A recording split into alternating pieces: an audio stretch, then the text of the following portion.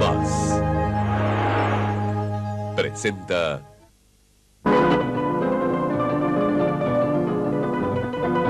estas imágenes reales nos trasladan al ya muy lejano año de 1922.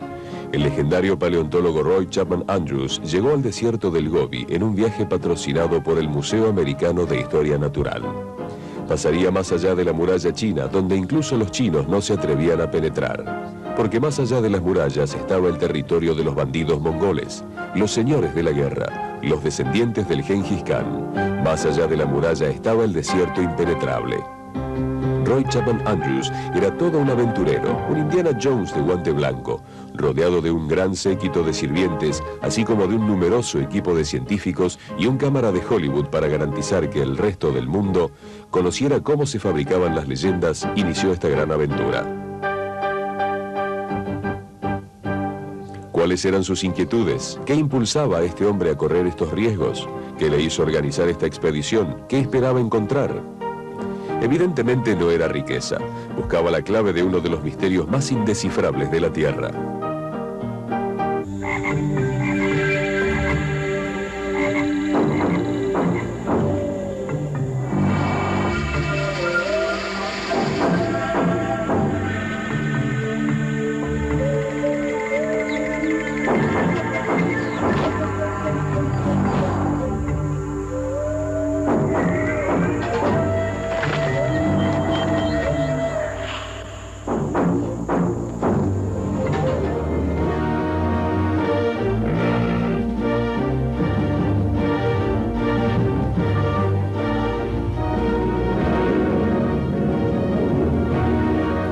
Imágenes apasionantes sobre uno de los misterios más inexplicables de la ciencia.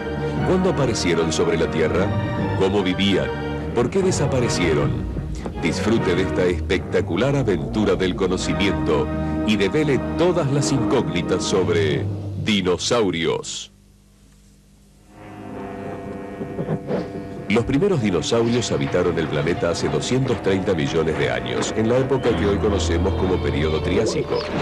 A lo largo de 160 millones de años dominaron la Tierra. Hoy en día, gracias a la investigación continua y abnegada de una serie de paleontólogos que han ido poniendo todo su entusiasmo en aras de conseguir una reconstrucción lo más veraz posible de los dinosaurios, podemos conocer su forma de vida, su nacimiento, su entorno, su adaptación, su evolución y su extinción. Para adentrarnos en el misterioso mundo de los dinosaurios, nada mejor que trasladarnos al inicio de esta fantástica aventura. La historia de los dinosaurios en los tiempos modernos comienza en el siglo XVIII en Maastricht, Holanda. Hace 170 millones de años estas tierras estaban cubiertas por el mar, un mar de corrientes cálidas. Aquí se formó la piedra caliza.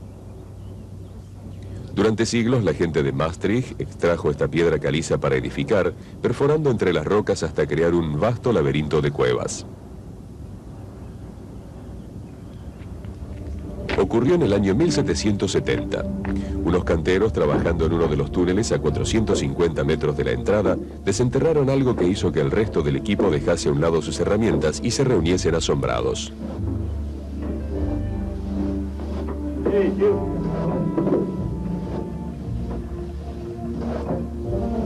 Durante años, con frecuencia, habían encontrado pedazos de huesos, parte de esqueletos, pero nunca algo tan misterioso.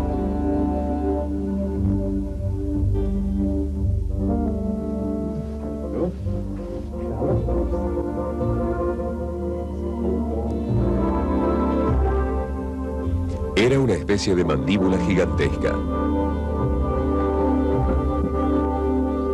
Esa mandíbula, que hoy día sabemos pertenecía a un mosasaurio, un reptil marino, se encuentra en el Museo Nacional de Historia Natural de París. En 1822, la mujer de Gideon Mantell, un médico inglés, descubrió el primer resto de dinosaurio, un diente, en Sussex, Inglaterra. 20 años después, Sir Richard Owen, un famoso paleontólogo, escribió un largo informe en el que ya mencionó que estos reptiles fósiles eran de aspecto claramente distinto a cualquier reptil vivo. Tan diferentes como para ser merecedores de un nombre diferenciador. Por esa razón los denominó dinosaurios, que significa terribles.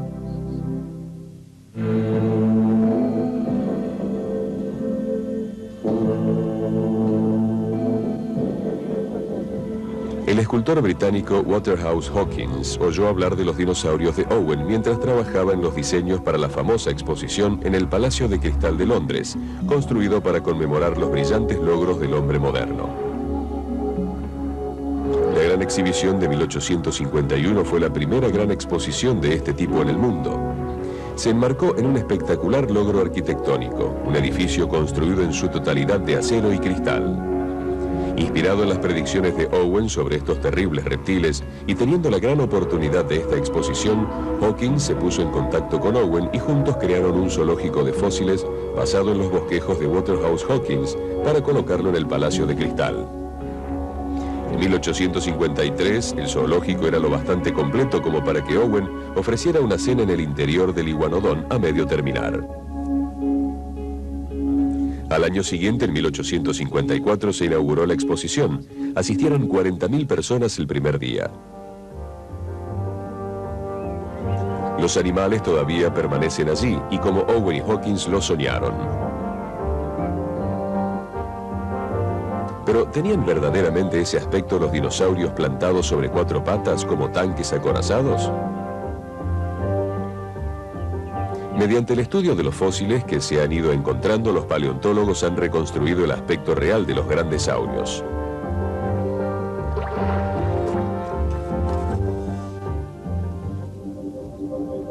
Para fosilizarse, un animal debe quedar enterrado en barro o arena antes de que se descompongan sus huesos. Después, durante miles de años, las capas de sedimento se acumulan sobre los restos óseos y los minerales se depositan hasta sustituir el material de los huesos. Lo sorprendente de este fenómeno es que es imposible calcularlo. Por esto, el hallazgo de fósiles convierte al cazador de dinosaurios en el cazador que dispara a más larga distancia. La Tierra estaba agrupada en un inmenso supercontinente. Los dinosaurios pronto se extendieron por todos los rincones del planeta. Pero el supercontinente empezó a dividirse. Y hace unos 150 millones de años, en el período Jurásico, China pudo haberse separado del resto del mundo, y sus dinosaurios se aislaron y evolucionaron de un modo diferente al de los dinosaurios de otros continentes.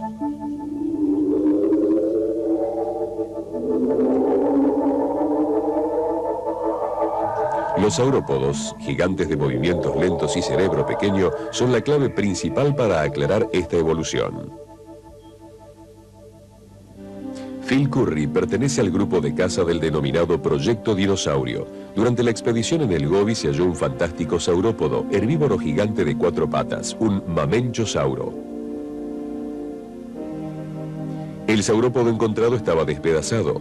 Aparece una parte de su propio cuerpo arrancada como si hubiera sido devorada por dinosaurios carnívoros. Así debió suceder, ya que increíblemente en el mismo yacimiento de rocas aparece otro dinosaurio. Es un terópodo grande y perfectamente conservado. El terópodo era carnívoro. Vamos a imaginarnos cómo se desarrolló esta historia. Tuvo que ser una lucha a muerte, un drama de supervivencia. Ocurrió hace 160 millones de años.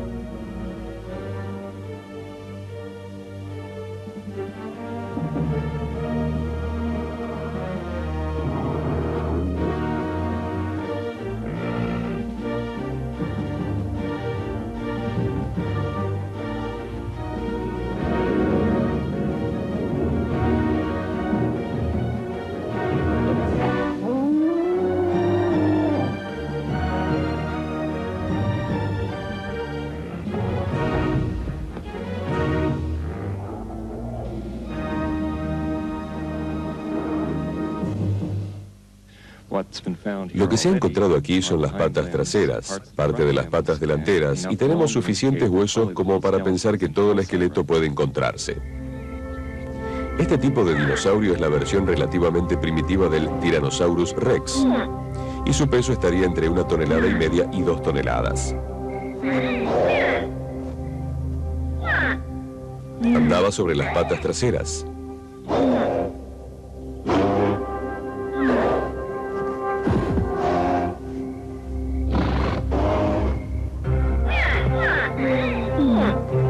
Tenía dientes muy largos.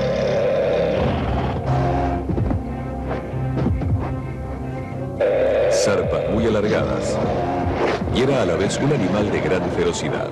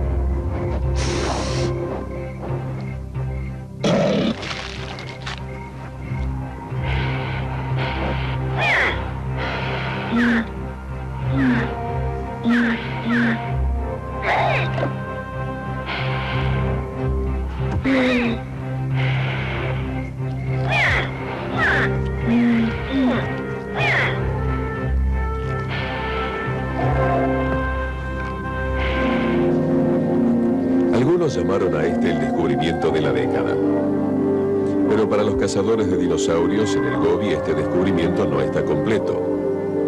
Lo que buscan desesperadamente son las cabezas de estos monstruos antiguos. Parece una de las reglas de la vida que podría llamarse la ley de Russell. La cabeza del dinosaurio nunca se conserva. Fue en Estados Unidos donde por primera vez y tras la aparición de un esqueleto en Nueva Jersey surgió el concepto de los dinosaurios erguidos, caminando sobre dos patas, bastante distintos de los cuadrúpedos imaginados por Owen. En 1868 se reconstruyó la forma del Hadrosaurus. Era la primera vez que se montaba un esqueleto de dinosaurio en el mundo. Joseph Leighty, basándose en huesos dispersos, había reconstruido algo que no aparecía en la exposición de cuadrúpedos del Palacio de Cristal. Un dinosaurio que se movía sobre dos patas.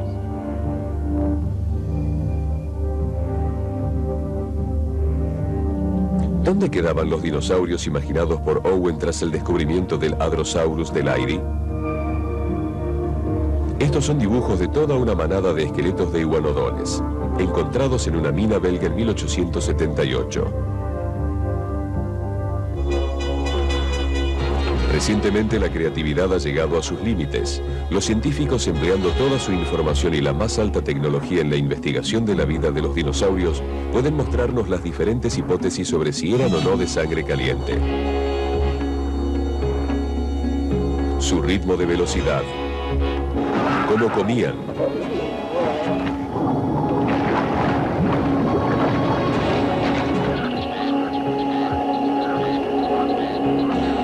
Cómo protegían a sus crías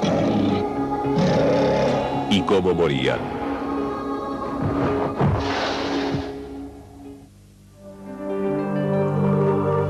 Los dinosaurios nos dejaron una prueba para medir su ritmo de velocidad, sus huellas. McNeill Alexander, midiendo la longitud de pata de un dinosaurio a partir de sus huellas, puede calcular la longitud de la zancada y deducir su velocidad. Pero, ¿qué decir de la máxima velocidad de un saurópodo? La velocidad supone energía. Esto significa que cuanto más rápidamente corre un animal, sus patas tienen que tener la fortaleza correspondiente a esa envergadura. Calculando el grosor de los huesos de las patas de un dinosaurio, Alexander fue capaz de establecer algunas comparaciones. Un elefante puede trotar a unos 25 km por hora. Esta era probablemente la velocidad punta de un Apatosaurus. Un rinoceronte galopa a 32 km por hora. A esa velocidad un Triceratops apenas podía mantenerse en pie. ¿Cuál sería la velocidad de un Tyrannosaurus? Alexander piensa que sus huesos eran relativamente débiles, pero no hay huellas para calcular su velocidad. Él piensa que podría cazarse a unos 24 km por hora.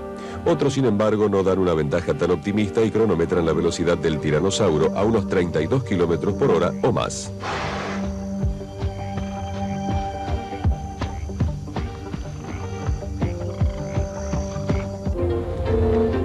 El paleontólogo Jim Farlow ha encontrado unas pisadas que rompen los límites. Un dinosaurio que alcanzaba la fulgurante velocidad de 40 km por hora, más rápido que el sprint de un campeón olímpico.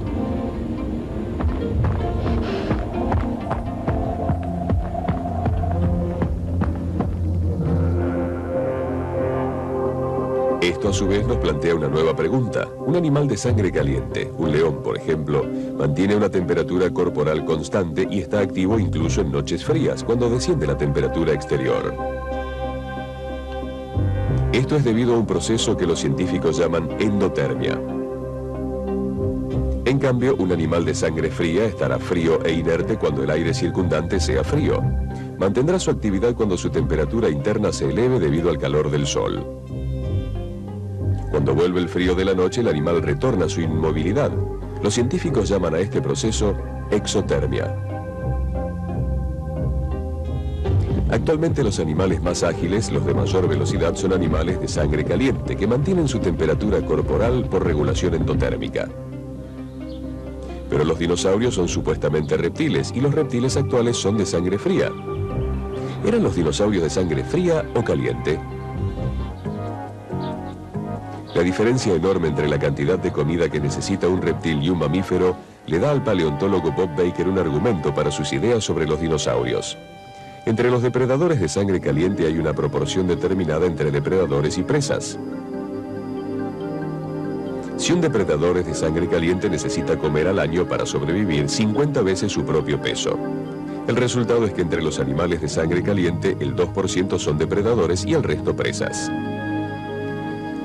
En cambio, un depredador de sangre fría, como un cocodrilo, por ejemplo, necesita al año para sobrevivir solo 5 veces su propio peso. Por eso la proporción entre depredadores y presas es más alta. Entre los dinosaurios, ¿cuál sería la proporción entre depredadores y presas? ¿Sería del 2% correspondiente a los animales de sangre caliente o del 20% correspondiente a los de sangre fría? En mi opinión, la proporción es del 1 al 3%. Solo del 1 al 3% de todos los dinosaurios serían carnívoros. Esta proporción corresponde también a los animales de sangre caliente. Sabemos que los dinosaurios habitaron todo el continente americano, incluyendo Alaska. Mediante investigaciones de hojas fósiles, también sabemos que en la prehistoria, Alaska tenía una temperatura media de 50 grados Fahrenheit. ¿Pudieron los dinosaurios sobrevivir a una temperatura así? Si fueran de sangre caliente, ¿qué harían para sobrevivir en invierno? Las migraciones en manadas podrían ser un argumento fuerte, puesto que parece imposible que un animal de sangre fría tuviese energía para efectuar un viaje de cientos de kilómetros a temperaturas bajísimas. Sin embargo, no se conoce en la naturaleza un reptil de sangre caliente. La teoría de la gigantotermia, el hecho de que el tamaño de un animal influye en la conservación del calor, sugiere que los dinosaurios podrían mantener la temperatura corporal y, en consecuencia, su actividad, aunque tuvieran el índice metabólico reptiliano de las tortugas. El paleontólogo Jack Horner sostiene la teoría de que los dinosaurios tienen un metabolismo más parecido al de las aves que al de los reptiles. El análisis histológico del hueso nos indica que tenían un metabolismo relativamente alto, crecían muy deprisa y eran muy activos. En esta controversia aún no se ha dicho la última palabra. Dinosaurios emigrando. Dinosaurios corriendo. Dinosaurios tan activos como las aves.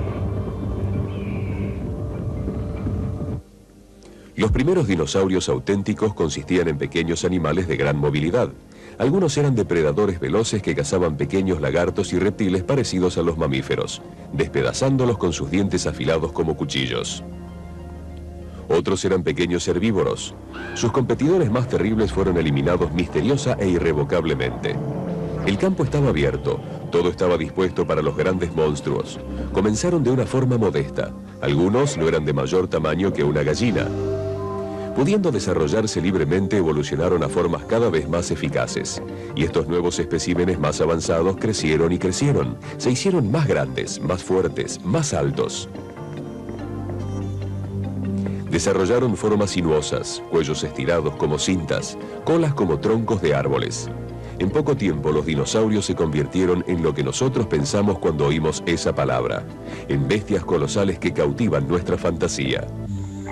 Los dinosaurios más grandes del Jurásico, el Brontosaurus y el Brachiosaurus, eran vegetarianos, capaces de cegar el exuberante paisaje de coníferas primitivas y de palmeras que poblaban los bosques en un tiempo de eterna cosecha. Entre los dinosaurios, los herbívoros superaban en número a los carnívoros en una proporción de 20 a 1. Casi toda la vegetación que constituía la dieta de los dinosaurios en el Jurásico nos resultaría familiar hoy en día.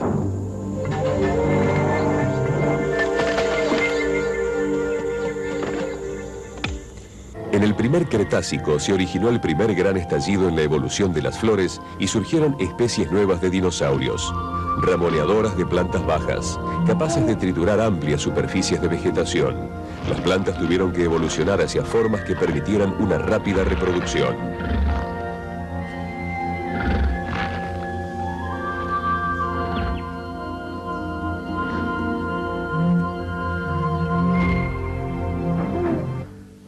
Este es el cráneo de un dinosaurio adulto de pico de pato, el dinosaurio Mayasaura. Este individuo, creemos, tiene aproximadamente 4 años y medio. Este es un cráneo de un individuo que tiene alrededor de 3 semanas. Son pruebas de que, más allá de una duda razonable, los dinosaurios cuidaban de sus crías, nidificaban. Del conjunto de toda su investigación, Horner logra reconstruir una imagen de la vida de los dinosaurios cuidando a sus crías. Existen claves realmente interesantes sobre el comportamiento de los dinosaurios, estudiando las pruebas sobre la localización de sus nidos. No podían moverse mucho. No podían levantarse y marcharse. Es posible que pudieran ponerse de pie y caminar un poco, probablemente tambaleándose. De toda esta información se llega a la conclusión de que la madre o el padre dinosaurio llevaban la comida a sus crías.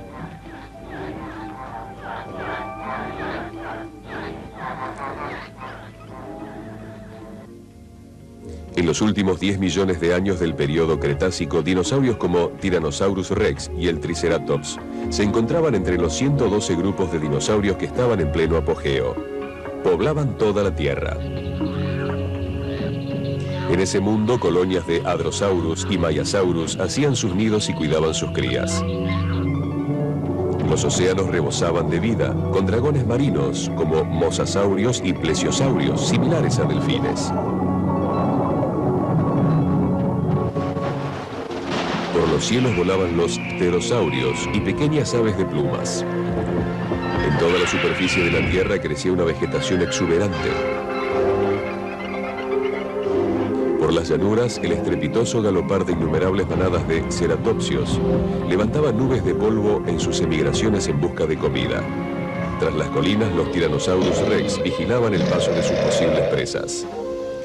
Y entonces, en un instante, medido en términos geológicos, el planeta entero se convirtió en un gigantesco cementerio en el que quedaron sepultados animales en apariencia indestructibles. Durante 160 millones de años, los dinosaurios fueron los animales mejor adaptados que jamás hayan existido.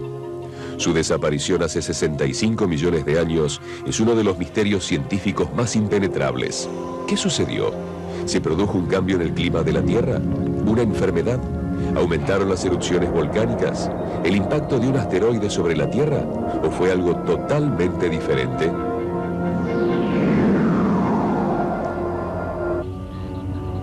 La suposición de que la extinción de los dinosaurios la produjo un asteroide data de 1980.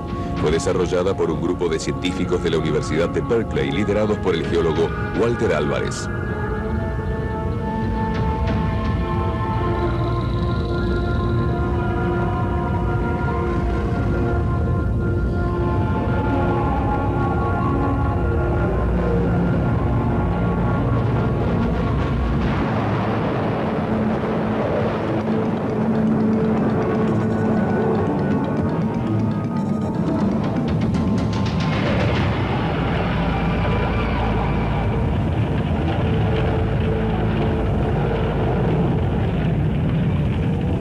Según el grupo de Álvarez, a pocas horas del impacto, una gran nube de polvo empezó a envolver el planeta Tierra.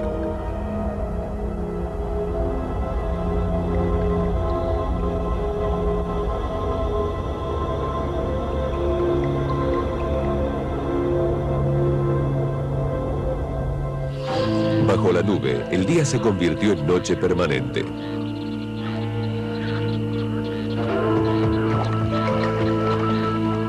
El alimento se agotó. Dinosaurios y millones de otras especies perecieron a causa del frío y la oscuridad.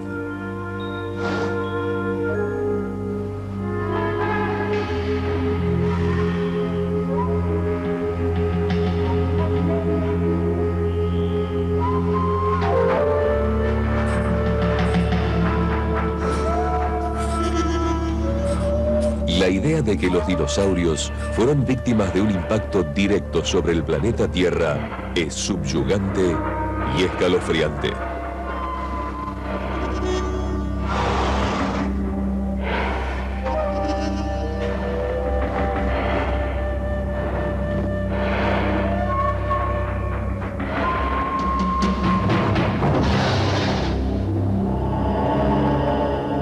Si esta teoría fuera cierta, alteraría muchas de nuestras ideas sobre cómo llegamos los hombres a convertirnos a su vez en los señores de la Tierra.